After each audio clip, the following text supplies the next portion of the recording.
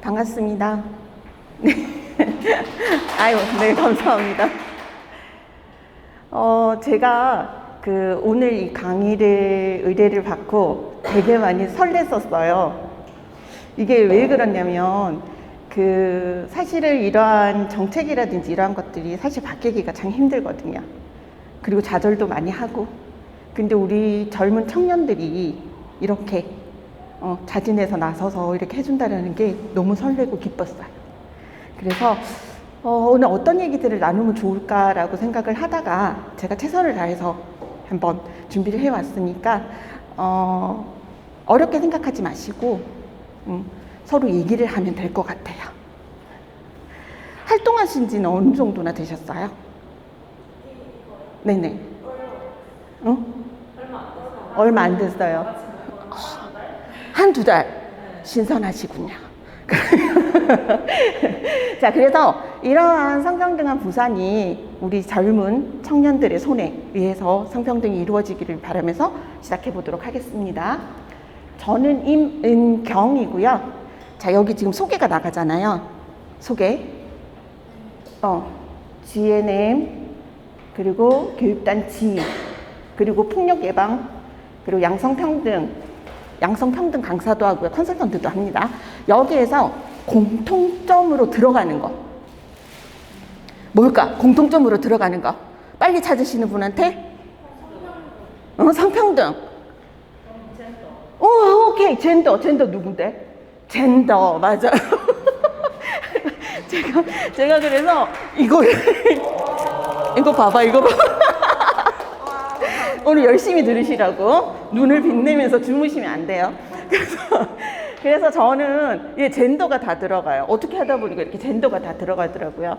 그래서 저는 간호사로서 95년도부터 근무를 했었거든요.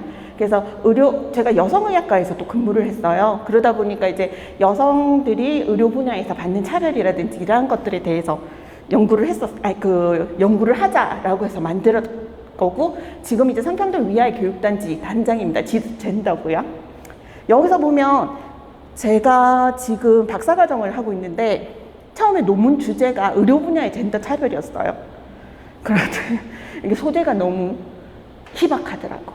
그러면서 이제 성별 역량 평가 쪽으로 지금 이제 가닥을 잡아가고 있거든요. 그래서 제가 공부하는 분야랑 여러분들이 관심 있어 하는 분야랑 딱 맞아 떨어져서 되게 좋았어요. 그래서 지금 이러한 것들을 하시는 것 자체가 성평등한 부산, 그리고 누구나가 살고 싶은 부산, 행복한 부산, 이걸 만들기 위해서잖아요. 그래서 이러한 것들을 만들기 위해서 저는 이제 성평등 쪽을 지금 주제를 가지고 왔고, 그것에 대한 이론과 그리고 직접 살펴보면서 실천 전략까지도 한번 세워보도록 하겠습니다. 어려울 것 같아요? 괜찮을 것 같아요? 제가 질문하는 거 자꾸 뭐 싫다 하면 손을 들어주시면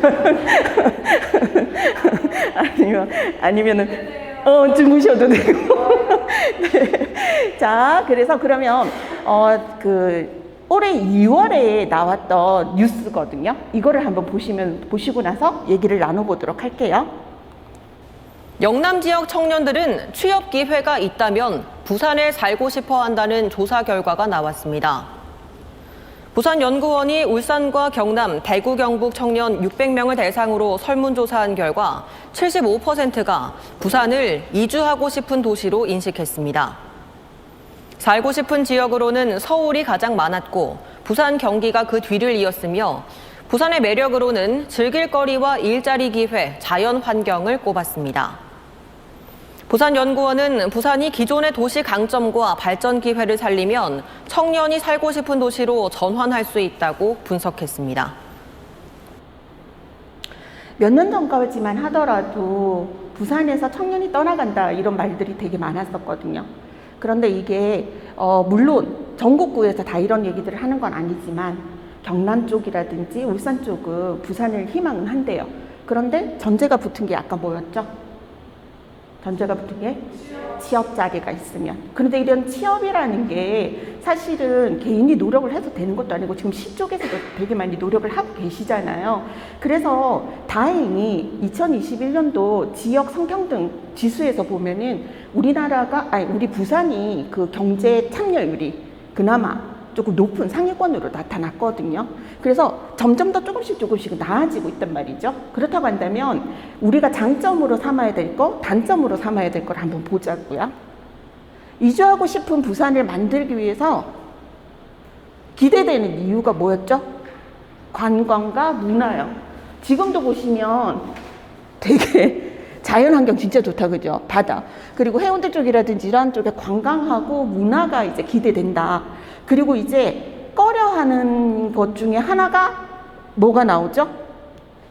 주거와 치안입니다. 그런데 주거라는 이 부분에서는 지금 청년 정책에서 되게 많이 하고 있는 게 있죠. 우리가 노력하고 있는 거. 어떤 거? 주거에 대해서. 그렇죠. 청년 주거 지원을 지금 하고 있습니다. 그래서 이것도 예전보다는 점점 더 나아질 거라고 생각을 하고요. 그리고 이제 생각해 봐야 될 게 치안이라는 거죠. 치안. 부산의 치안은 어떠실 것 같으세요? 안 좋다고 생각해요. 어떤 부분에서? 청년이 사는 곳은 응. 월세 때문에 주거 환경이 열악한데 그곳은 치안도 더 열악하게 때문에 네네네. 치안이라고 하는 게, 재미있는 통계가 나오거든요. 어떤 재미있는 통계가 나오냐면, 안전이 1위예요. 안전. 치안 부분에서 안전이라는 범죄 안전이라는 부분에서는 1위야. 전국 1위입니다. 그런 부산이요. 그런데 강력 범죄 있죠. 살인이라든지 강도라든지 성폭력. 그리고 똑같은 불이 나는 거지만 화재냐 방화냐에 따라서 강력 범죄로 나뉘거든요. 그 수치는 14위입니다. 이건 무엇을 의미할까요?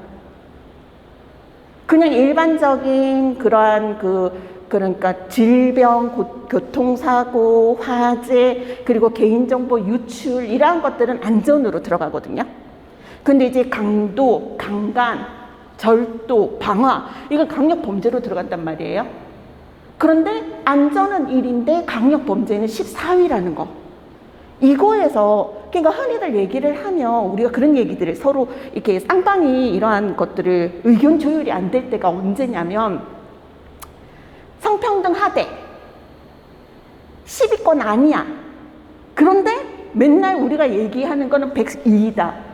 100위권 바깥이다라고 자꾸 얘기를 하잖아요. 이러한 것들이 1위라는 그런 순위에만 혹하면 안 된다라는 거죠. 안전이라는 부분은 우리가 늘상 주위에서 있는, 그래서 경남하고 경북 같은 경우에는 안전에서 떨어지거든. 14위 정도 되거든. 그러니까 안전 부분에서는 부산이 나아 보이는 거라. 부산이. 그런데 부산에서 살고 있는 사람은 강력 범죄에 대한 우려, 불안감이 더 크다라는 거죠. 그리고 여기에 대해서 피해를 많이 입는 성별은 여성이 훨씬 강하다라는 거죠. 여기에서 불안이 나온다라는 거예요. 그래서 이러한 치안이라는 부분에서도 안전과 강력 범죄에 따라서 통계치는 다르게 나온다. 이런 통계가 자료가 딱 나오잖아요. 자료가 딱 나오면 우리는 어떤 생각을 할 수 있어요? 이거 봐봐, 증거 자료가 있네. 그럼 우리는 여기에 대한 대책을 확실하게 세울 수가 있는 거죠. 그래서 막연하게 불안해, 막연하게 불평등해 이것이 아니라 통계치라든지 이러한 것들을 충분히 내세워야 되는 거죠. 그러면서 우리가 나타낼 수 있는 것이 성평등 수준입니다. 그래서 부산은요, 성평등한 사회 참여, 인권, 복지 상위권입니다. 그런데 성평등 의식 문화는 하위권에 속하는 거죠. 성평등한 사회 참여 중에서 제가 조금은 의아하게 생각했던 게 뭐냐면 경제 참여 비율 있죠. 경제 참여 비율. 그게 상위권이에요. 여성들이. 경제 참여. 근데 사회 참여는 또 떨어지거든요. 여러 가지로. 그리고 성평등 의식 문화에서 여기에 지금 속해지는 그 지표가 뭐냐면은 가족 그리고 문화예요. 가족 문화. 가족 문화에 대한 성격차 지수가 부산이 낮다라는 거죠. 가족 안에서 여가 시간이라든지 아니면은 여가에 대한 만족도, 육아 이러한 것들이 다 하위권이라는 거죠. 그리고 또 문화 같은 경우에도 똑같아요. 근데 문화가 들어가는 것 중에 하나가 뭐냐면 인터넷이 들어가거든요. 인터넷 사용. 근데 우리나라가 우리 부산이 인터넷 사용이 하위권이래. 이건 어떻게 생각하세요? 인터넷.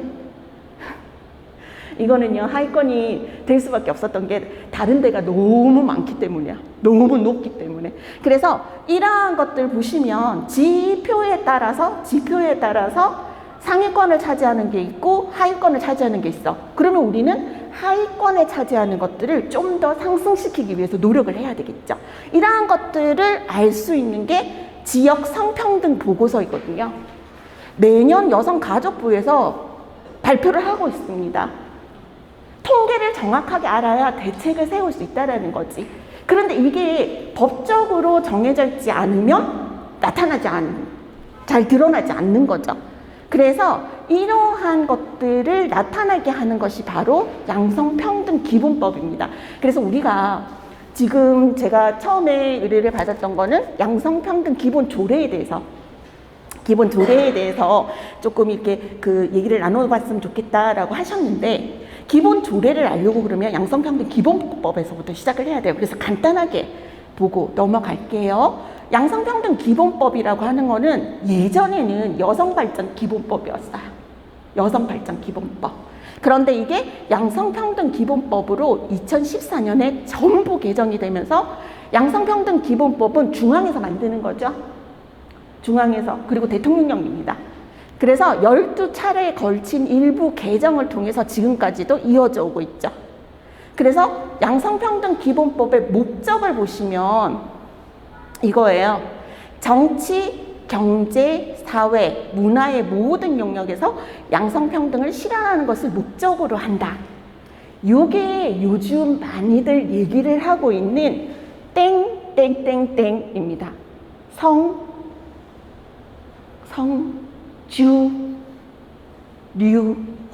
성주류화, 메인스트리밍. 활동하신 지 얼마 안 되셔가지고.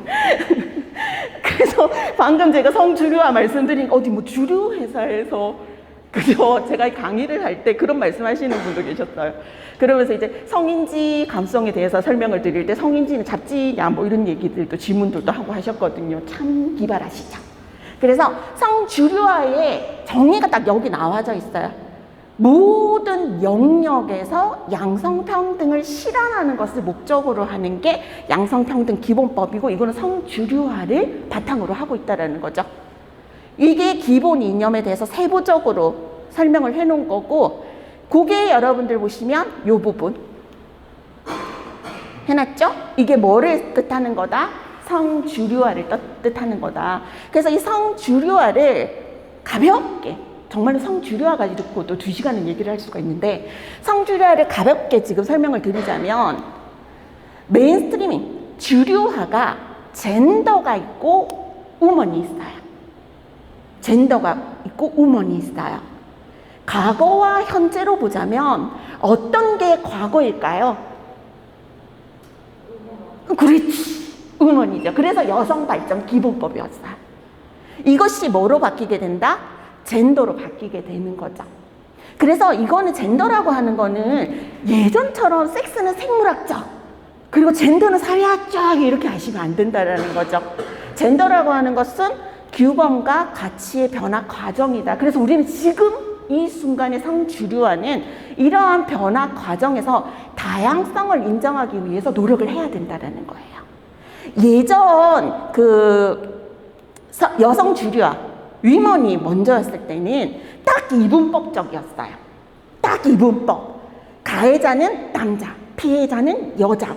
이렇게 이분법이었기 때문에 여성 참여를 어떻게 해서든지 이렇게 하고 여성 참여 제도화하고 이랬을 때 나온 게 뭐였다고 생각하세요? 여성 참여, 정치에 참여를 하기 위해서, 그리고 기업에 고위직으로 올라가기 위해서 우리가 했던 거. 그렇죠. 여성 할당제. 여성 할당제가 여기에 대한 방안들이죠. 근데 여성 할당제 어떠세요? 너무 좋죠.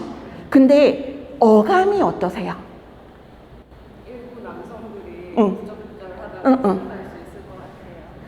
왜냐하면 이게 저희 쪽에서도 계속적으로 연구를 하고 있는 게 뭐냐면 여성 할당제라고 하니까 이때까지 차별 받아왔잖아요. 차별 받아온 거 내가 이렇게 너네한테 던져줄게. 우리가 받았던 거 너네한테 줄게. 이런 의미로 자꾸 받아들여지니까 우리는 당당하게 요구를 하고 있는 건데도 남자들은 어떻게 생각할 수가 있다고요?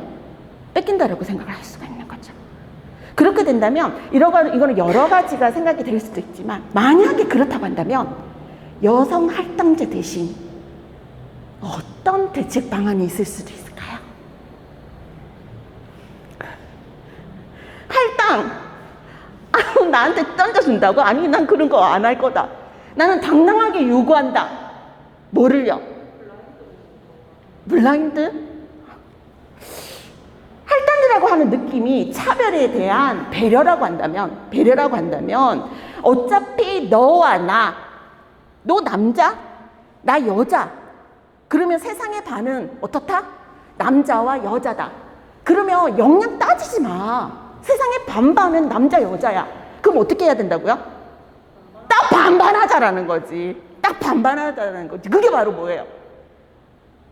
그게 바로 남녀 동수법이죠. 프랑스에서 하고 있는. 이런 것들이 여러분 예전에는 우먼이라는 부분이 있었기 때문에 참여 제도화라는 의미에서 이러한 것들을 시도를 했다라는 거죠. 그렇다고 한다면 우리는 다시 한번 한 단계를 뛰어넘어서 상상을 해보는 거예요. 가능할까? 저는 이거 상당히 매력적인 부분이라고 생각이 들어요. 그래서 역량 강화와 폭력 쪽으로 되죠. 그리고 동등하게 가사노동, 그리고 역량 강화라고 한다면 이제는 젠더예요. 그러다 보니까 젠더 분석이 먼저 나오게 되고 성별 통계가 나오게 되고 성인지 예산이 나오게 되는 거죠. 여기에서 여러분 어려운 표현이 뭐가 있을까요? 젠더 분석, 성별 통계, 성인지 예산. 그때 한번 성인지 예산이 몇 조요? 34조? 43조? 그게 성인지 예산이라 해가지고 거기에서 조금만 하면 국방비 돌린다고 하고 막 이런 얘기들이 막 나왔었는데 아직 잘 모르시는구나. 성인지 예산이라고 하는 거는 여성 성평등 이거를 위해서 따로 떼서 하는 것이 아니라 정책에서 여성만을 위한 거 아니에요. 여성과 남성이 차별받지 않고 동등하게 이게 지급이 되고 있는지 차별받지 않는 건지 이러한 돈이 쓰임에 있어서 하는 것들이 성인지 예산이에요. 그리고 정책이나 사업에서 누구 하나가 소외되는 게 있는지 없는지를 살펴보는 게 성별 역량 평가고요. 그래서 이러한 것들을 제도화하고 지원하기 위해서 이러한 것들 노력을 하는 거죠. 이게 메인스트리밍 젠더입니다. 안녕하세요. 메인스트리밍 젠더입니다. 전 또 제가 사인해드려야 돼요. 자, 그래서 이러한 성주류화를 바탕으로 양성평등 기본법 그리고 양성평등 기본 조례가 나오게 되는 거죠. 그러면 이제 양성평등 기본 조례는 지방자치단체에서 만들어내는 겁니다. 지방자치단체에서 만들어내니까 어떠한 장점이 있을까요? 지방자치단체에서 만들어내. 그러면 정부 중앙에서 만들어내는 것보다 그렇지. 지방 특색이 바로바로 나타날 수 있죠. 그게 큰 장점이에요. 그거를 할 수 있는 게 여러분들이라고. 그거를 할 수 있는 게 여러분들이에요. 그래서 역시 마찬가지로 양성평등 기본조례도 여성발전 기본조례에서 양성평등 기본조례로 전부 개정이 되면서 15차례에 걸쳐서 일부 개정이 됩니다. 그런데 마지막 개정이 좀 뜨뜨름이해요. 그건 나중에 한번 살펴볼게요. 자, 그래서 양성평등 기본조례의 의의는 뭐냐면 지방자치의 특성을 고려하죠. 그래서 지자체 조례는요, 헌법, 양성평등 기본법에 바탕을 두고 있습니다. 그래서 구체적인 정책이에요. 누구에게 맞는?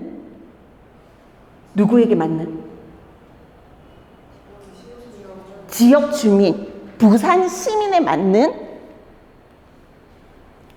부산 지역에 적합한 특별한 정책이 가능하도록 한다는 거죠.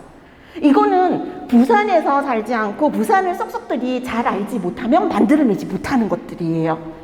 이거 굉장히 어떻게 보면 부산 시민, 부산 청년이 이거를 만들어낼 수 있다는 거죠. 얼마든지. 그래서 이러한 것들을 가지고 있다. 그래서 부산광역시의 양성평등 기본조례에 대한 과제까지 보자면 여기서 지금 보시면 기존의 여성정책이 있죠. 기존의 여성정책. 그러면 선생님, 기존의 여성정책까지 한번 읽어봐 주시겠어요? 기존의 여성정책. 여기까지. 기존의 여성 정책이 여성을 중심으로 여성 정책 부서가 여성에게 기부가 불평등의 문제를 다루면서 반차별법 내지 차별금지법을 수단으로 그래서 이제 차별, 여성의 포인트를 맞추는 거죠. 그렇다고 한다면 성주류화 정책은요, 선생님? 성주류화 정책은 여성과 남성 관계와 역할을 변화를 중심으로 모든 정책 부서가 모든 정책에 대하여 성인지적 관점을 통합하는 성별 영향 평가, 성인지 예산, 성인지 통계, 성인지 교육 등을 주요적으로 해야 한다. 그렇죠. 양성평등을 추진하기 위한 4가지 중요한 도구가 요 4가지예요. 요 4가지. 그런데 요 4가지를 보기 위해서는 반드시 장착하고 있어야 되는 게 있어. 어떤 거를 장착하고 있어야 될까요? 주위에 있는 차별이나 불합리한 신호를 바로바로 깨쳐, 신호를 바로바로 알아차릴 수 있는 능력. 그게 뭘까요? 성인지적 관점이죠. 신호를 빨리 알아차릴 수 있게 합니다. 성인지적 관점은 그렇게 되려면 처음부터 성인지적 관점이 높진 않겠죠. 그럼 우리는 계속적으로 뭐를 노력해야 된다? 성인지 교육. 계속적으로 트레이닝을 해야 돼요. 저도 한 번씩 이게 감이 떨어졌다 하거든요. 그러면 계속적으로 성인지 교육이나 이런 것들로 자꾸 업로드를 해야 되고, 그리고 나서는 성별 역량 평가, 그러니까 정책이나 사업에 그 여성 남성에게 어떤 영향들이 있는지, 혹시나 불평등한 것들이 있는지를 살펴보는 성별 역량 평가, 그리고 차별 없이 예산이 잘 쓰여지고 있는지, 그리고 아까처럼 강력 범죄는 불안을 유발하죠. 그런데 그 불안을 유발함에 있어서 남성과 여성이 받아들이는 것들이 다르게 느껴진다는 거죠. 이러한 것들을 남성, 여성의 통계를 잡아내잖아. 그러한 것들을 고쳐나가기 위해서. 그게 바로 성인지 통계예요. 요 4가지는 양성평등을 위한 가장 중요한 것들이라고 볼 수가 있죠. 그래서 부산광역시에도 보면 나와져 있습니다. 드디어 양성평등 담당관이 운영을 하고 있고, 성별 역량 평가, 성인지 예산, 그리고 예산에 따르면 그거를 썼는지 안 썼는지도 체크해야 되잖아. 결산이죠. 근데 재밌는 건 성인지 예산서 하고 하겠다 해놓고 돈은 정말로 쓰지 않았다? 그런 사업들도 있어요. 모니터링을 해보다 보면. 그리고 이제 성인지 교육에 대한 상, 이러한 것들을 한다라고 되어져 있는데, 이것들이 생긴 거는 정말로 다행이야. 정말로 다행인데, 한번 보세요. 양성평등 그러니까 지금 제6조 2항 양성평등 정책 책임관의 지정. 이 조례가 왜 문제가 있을까요? 한번 봐봐.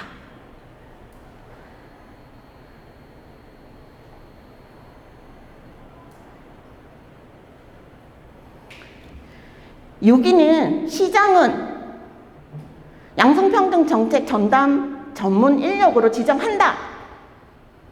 양성평등 정책 책임관은 시가 추진하는 양성평등 정책의 수립, 시행에 관한 사항을 총괄하며 양성평등 전담 전문 인력은 양성평등 정책 책임관을 보조한다. 그리고 나서 여기에 뭐라고 되어져 있죠? 신설입니다. 신설입니다. 그러면서 2022년 올해 2월에야 이게 신설이 됐다라는 거죠. 양성평등 기본법은 벌써 예전에 이러한 것들 사실은 책임자가 있어야지 이걸 차고 나갈 거 아닙니까?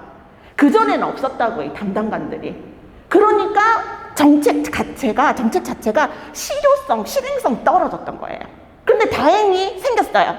그런데 약간 조금 늦게 개정도 아니고 신설됐다라는 거에 문제점이 조금 있다라는 거죠. 그리고 또 하나 찾아볼게요. 회의에 관한 조례사항입니다. 회의에 관한 조례사항. 어떤 점이 눈에 딱 띌까? 이거 좀 문제인 것 같은데요. 회의요. 힌트는 1번입니다. 날짜는 아니고요. 날짜는 아니고 정기적으로 이런 게 아니고 필요하거나 요청이 있을 때 혹시 예습하고 오셨어요? 아니죠. 정확하게 짚으셨어요.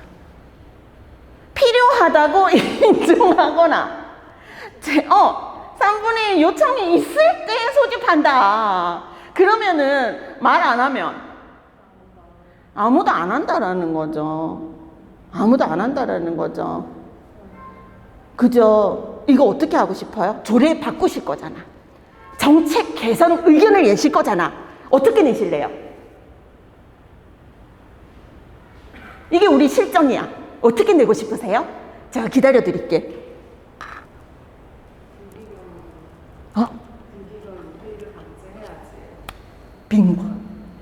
빙고. 얼마 만에 하고 싶어요? 분기는? 우와, 서울에서 하고 있는 거예요. 서울에서 하고 있는 거예요. 그러면 아마 기절을 할걸? 부산시는 연애에서 4분기, 분기마다 하자 이러면 돌도 알걸? 그러면 어디까지는 협상을 해드릴 수 있어요? 정책 제안가로서? 정책 제안가로서 어떻게? 이거는 상상이에요. 상상력을 발휘해 보세요. 협상하면 되잖아. 시장님 만났어. 정책 제안을 하는데 사회는 좀 안 될 것 같아. 그러면 어떻게 하고 싶으세요? 그거를 끌어내시면 돼요. 사회가 안 되면 반 나눌까? 2회하고 그리고 또 뭐를 붙이면 될까요?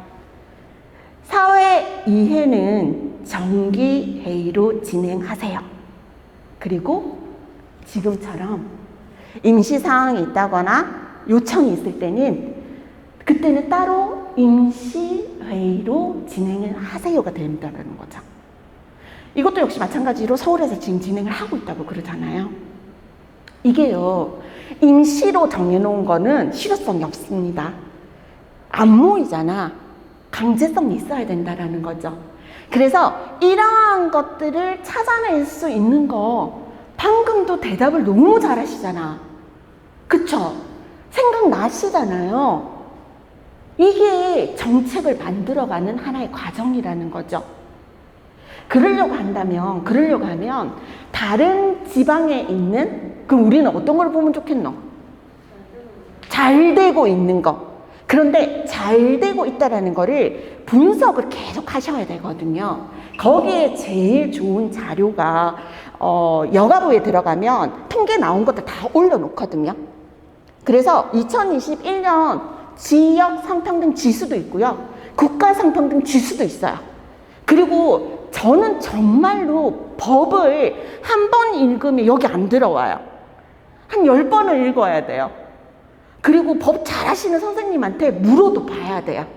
그렇게 해서 선생님 이 법이 의미하는 거는 무엇일까요? 라고 하는 거를 계속적으로 스터디를 해야 돼요. 이러면서 점점 더 저 나이 50에 지금 이걸 시작하잖아요.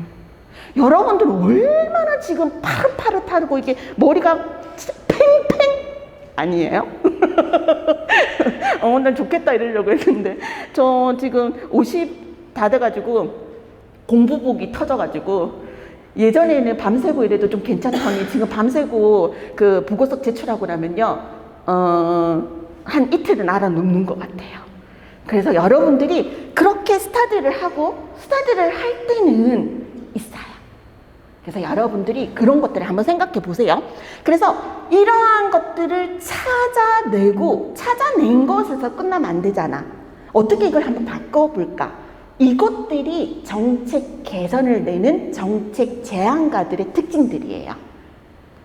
자, 그래서 사실 이거 팀워크 하려고 했거든.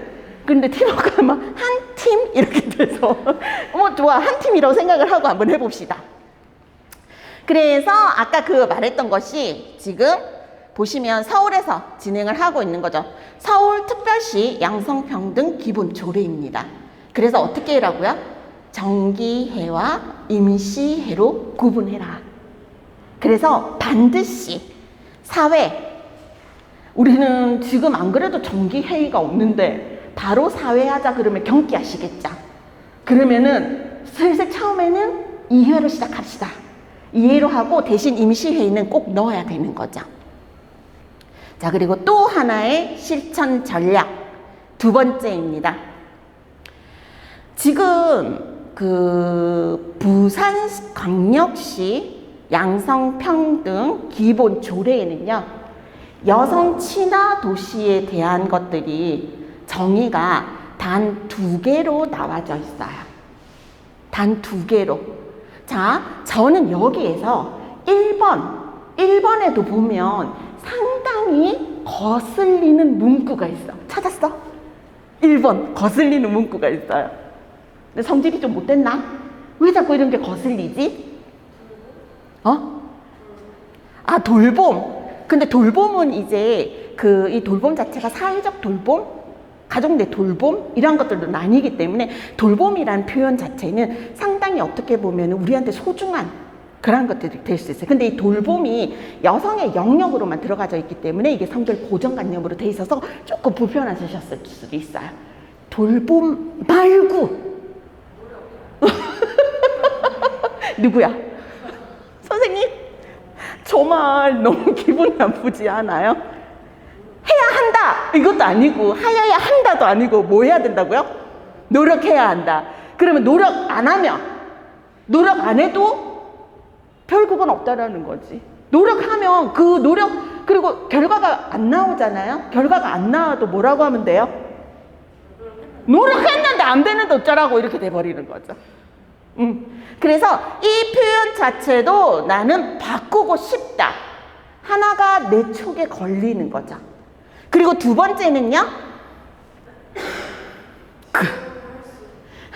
그럼 지원할 수 있다. 그러면 또 다른 의미는?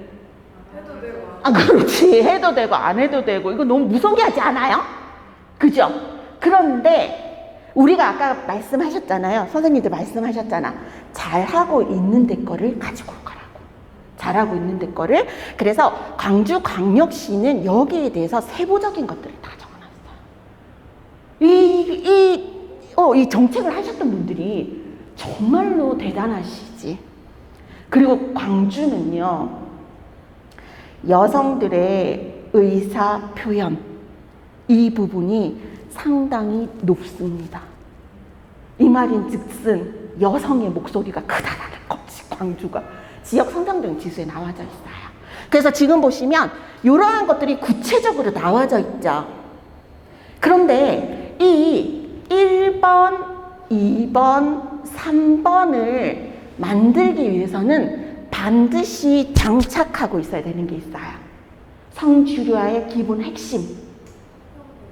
성평등 관점, 성인지적 관점. 그 관점을 봐야지만 도로요. 도로. 그러면 한번 얘기를 해볼까? 도로하고 성인지 관점하고 무슨 상관이 있는데요? 라고 하시잖아요. 그러면 여러분들이 그 생각이 여기까지 저랑 같이 오지 않으실 수는 있는데, 제가 지금 계명대 그 여성학 박사과정을 하고 있거든요. 그래서 부산에서 맨날 계명대로 가요. 성서 캠퍼스로 계명대를 가면 계명대 앞쪽 차선이요. 6차선, 6차선이에요. 엄청나게 넓죠. 거기에 차들은 쌩쌩 달리게 빵빵 다 터뜨려 놨어요. 그런데 자전거라든지 그리고 요즘 왜 킥보드 이런 거 타고 다니시잖아요, 대학생들. 그러한 자리는 너무너무 협소해요.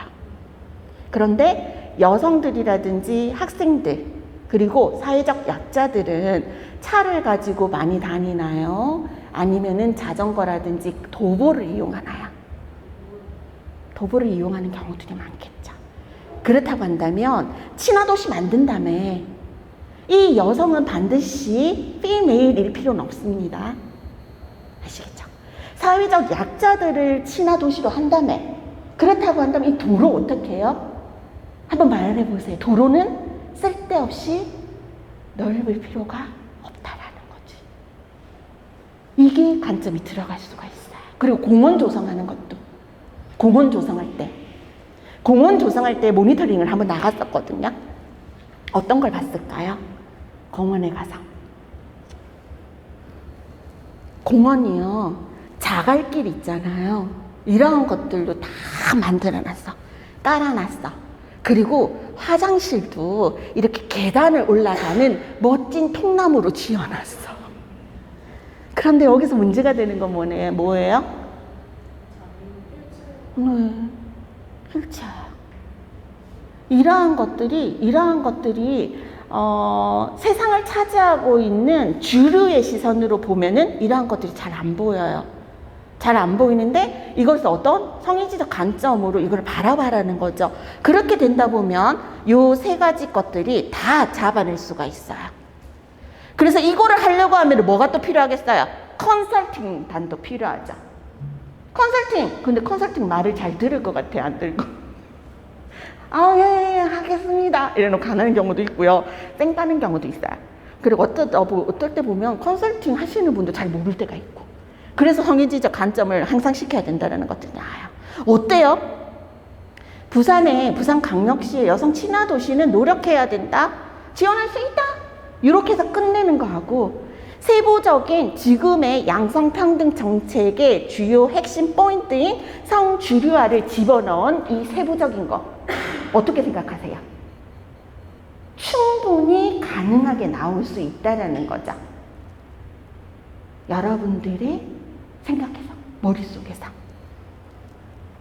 그리고 성평등 개선 및 점검이 필요한 지표가 있어요. 개선을 해야 된단 말이야. 그러면 뭐가 나올 수 있을까요? 개선을 해야 된다면 개선할 수 있는 정책이 나올 수가 있죠. 기본 조례가 나올 수가 있죠. 그 기본 조례를 만들어 보시는 거예요. 지금 당장 이 자리에서 되나? 그런데 한번 생각은 한번 해보세요. 세상을 바꾸는 건 상상력이에요. 상상력.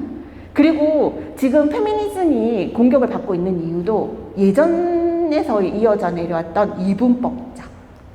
그런데 이런 이분법적을 뛰어넘어서 다양성으로 접근을 하다 보면은 우리는 충분히 상존할 수 있습니다. 그래서 보시면 30점에서 50점은 그나마 좀 낮다. 어떤 부분이에요? 광역 및 기초의원, 의원수가 다른 데에 비해서 여성 의원수가 적다라는 거예요. 그러면 여성 발음이 완로. 여성 의원 수를 높이기 위해서 여성 할당제를 생각하시나요? 아니면 과감한 남녀 동수를 생각하시나요? 생각해 보시면 돼요. 그래서 남녀 동수라고 그러면 대부분의 분들이 이 정의를 잘 모르기 때문에 화들짝 하시거든요. 아니 30%도 모질라서 50%나 떼줘야 되나 이렇게 생각을 하시는데 완전 정의 부분이 달라져요. 다르게 접근하는 거예요. 그리고 5급 이상 공무원 유리천장이라는 거죠. 가사노동시간 그리고 30점 미만 지표는 관리자 비율 육아휴직자입니다. 육아휴직자. 육아휴직자는 누가 더 많이 육아휴직을 들어갈까요? 여성이 더 많이 들어가겠죠. 남성은 왜 못 들어갈까요? 승진 기회 놓치고 싶지 않아서. 여성이 육아휴직 들어가고 나면 진짜 경력 단절로 들어가거든요. 똑같은.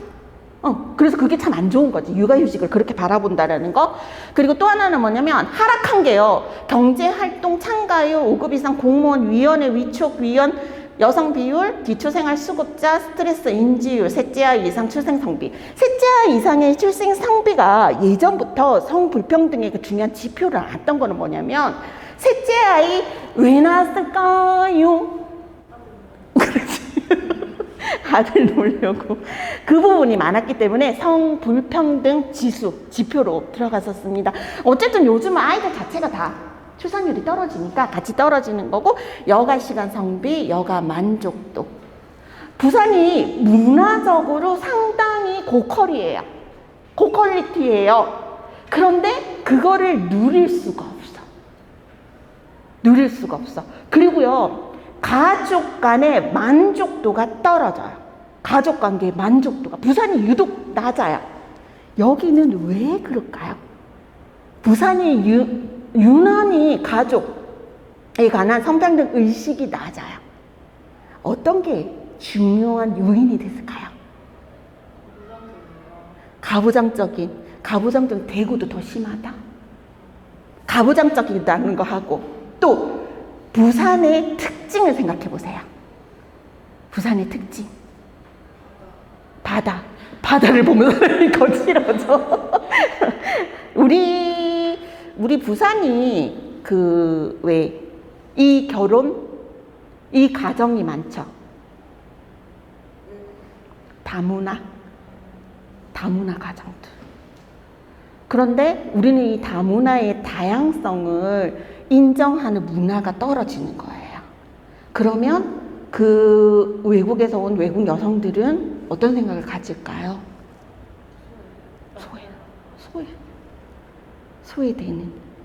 그러면 우리는 어떤 것을 생각을 해야 될까요?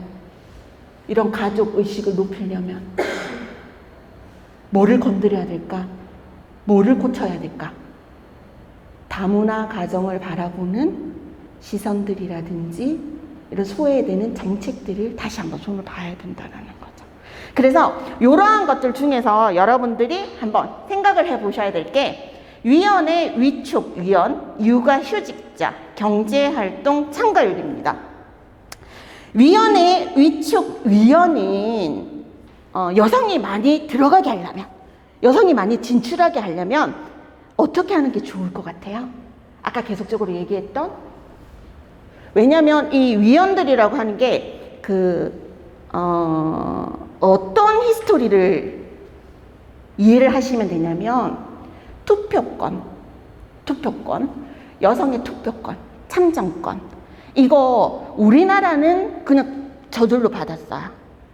하지만 프랑스는요, 다른 나라들은요, 엄청난 투쟁 속에서 그 투표권을 받았어요. 왜요? 너무 불평등했던 거야. 그런데 가만히 생각해 보니까 우리가 왜 이렇게 불평등하지? 라고 생각을 했더니 정책에 투표를 할 수 있는 권한이 없는 거야. 그러니까 어떻게 됐어요? 투표권 주세요. 꼭 그야말로 정말로 피 터지게 투쟁을 했어요. 그래서 뭐 받아냈어요? 참정권 받아냈어요. 투표권 받아냈어요. 그래서 세상이 바뀔 줄 알았어요. 세상이 바뀔 줄 알았어. 그런데 세상은 바뀌지 않더라고요. 왜요? 투표권만 있으면 뭐해? 정책을 움직이는 사람들이 남자들인데 진입조차 못하는 거예요. 그래서 너네 이런 것들이 다 너네들의 기준에서 만들어 놓은 거잖아. 그러니까 너네들 기준 파괴하고 우리 넣어줘. 우리가 들어가서 우리의 소리를 낼게. 그렇게 해서 들어가게 됐는데 할당제를 하고 나서 또 안 된다라는 거지. 그러면 또 뭐도 생각할 수 있다? 남녀 동수도 생각해 볼 수 있다. 그리고 육아휴직이야. 남성들이 안 한대요. 남성들이 육아휴직 안 한대요. 아까 그런 얘기들도 있겠죠? 그런 얘기들도 있겠죠. 그리고 눈치 보여서 못하는 경우도 있겠죠. 눈치 보여서 못해요. 공기업은 잘하고 있어요. 공기업은 육아휴직 가는 데 대해서 전혀 불편함이 없대. 그런데 육아휴직이 눈치 보여서 못한다고 그런다면 어떻게 하면 될까요? 강제로. 그 강제라는 표현을 조금만 바꿔봐봐. 나왔다. 강제적으로 한다는 거에서 조금만 바꾸면 되지. 이게 우리의 성과들이에요. 그러면 육아휴직을 어떻게 한다고? 의무화하자고요. 얘기해 볼 수 있겠죠. 근데 얘기는 하고 있고 계속 하고 있는데 들어주지는 않아요. 그리고 경제활동 참가율. 경제활동 참가율을 높이기 위해서는 어떻게 하면 좋을까요? 여성의 경제활동을 높이기 위해서는. 아까 말한 이 육아휴직하고도 연결이 되는 거죠. 그리고 일가정 양립이요. 가사노동시간요. 이러한 것들을 어떻게 하면 된다? 그러면 가사노동이라든지 이러한 것들을 만약에 동등하게 하게 하려면 어떻게 하면 좋을까요? 어떻게 하면 좋을까? 한번 상상해 봐봐. 퇴근 시간을 확 칼같이 지키게 할까? 퇴근하시는데 아직 안 계세요? 퇴근을 해도 집안일을 안 할 것 같아요.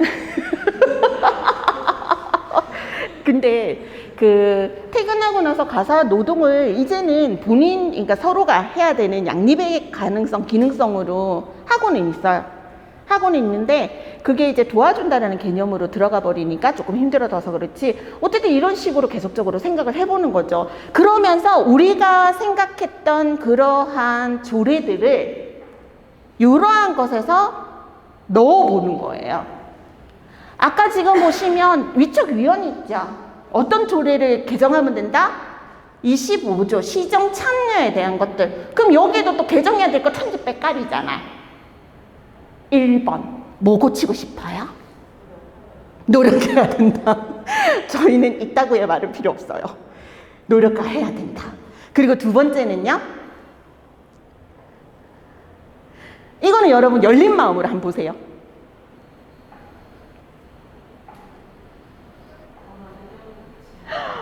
빙봉. 이거는 왜 붙이는데 이거는. 이 다만은 왜 붙이는데. 10분의 6 한다 하더라도 여기서 딴지를 걸잖아요. 그러면 진입을 못하게 하는 거죠. 이거 빼라고요. 그러려고 하면 또 요지 따진다? 그러면 이제 선생님들은 뭐를 대비하셔야겠어요?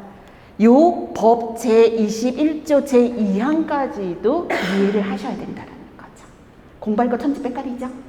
그리고 두 번째는 경제활동 참여. 적극 추진해야 된다. 그리고 2번은요. 어떻게 바꾸고 싶어요?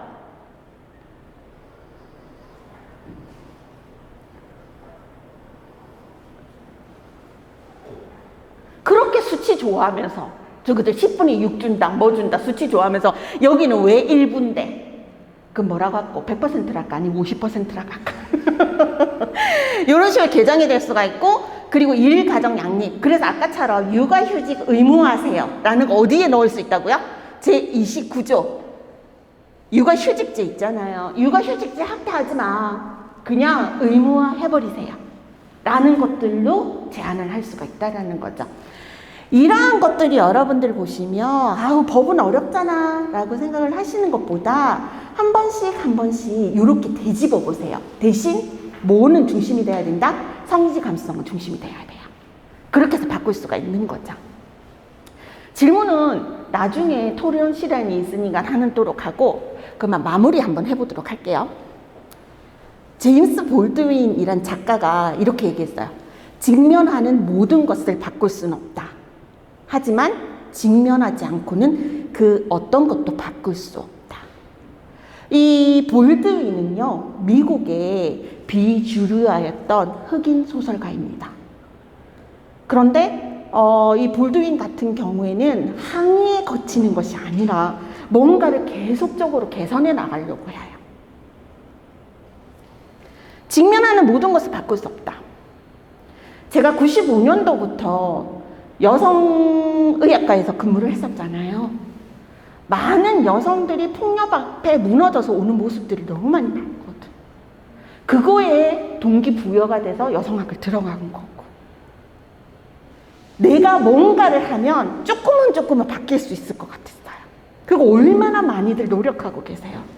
그런데 이러한 바뀌어가는 모습들이 잘 보이지 않아. 그럴 때는 뭐라 생각할 수 있어요? 직면하는 모든 거를 바꿀 수 없다. 우리 아들이 그랬어요.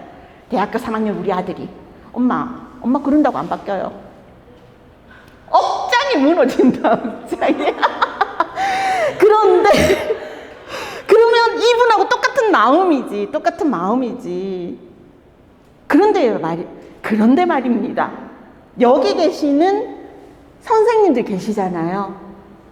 청년들이 계시잖아요. 정책 네트워크라는데 뛰어드신 거잖아. 마음껏 상상하세요. 마음껏 부딪히시고. 그래서 성평등을 이루는 거는요, 항상 여러분들의 손에 달려있다라는 거를 잊지 마세요. 잊지 않으실 거죠. 그러면 오늘의 강의는 여기까지 하고 나중에 그 질문 받도록 할게요. 수고하셨습니다.